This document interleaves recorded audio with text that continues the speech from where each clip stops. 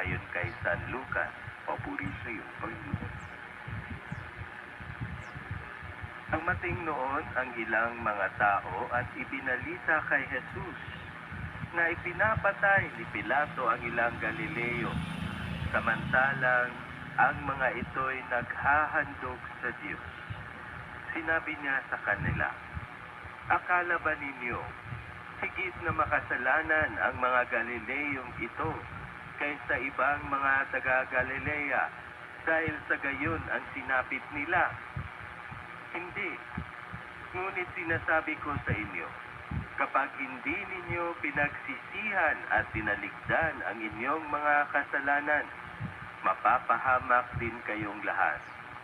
At ang 18 namatay ng mabagsakan ng tore sa Siloe, sa akala ba ninyo'y higit silang makasalanan kaysa ibang naninirahan sa Jerusalem? Hindi. Ngunit, sinasabi ko sa inyo, kapag hindi ninyo pinagsisihan at pinaligdan ang inyong mga kasalanan, mapapahamak din kayong lahat. Sinabi sa kanila ni Jesus ang talinghagang ito. May isang tao na may puno ng igos sa kanyang ubasan. Minsan, tiningnan niya kung may bunga ito, ngunit wala siyang nakita.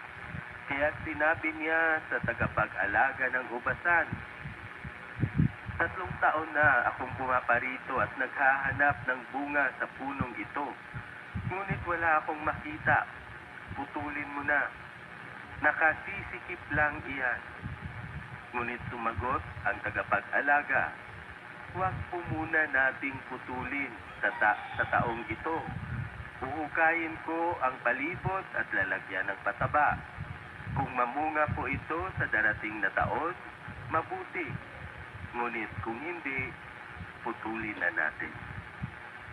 Mga kapatid, ang mabuting balita ng Panginoon. Pinupuri ka namin, Panginoong Jesucristo.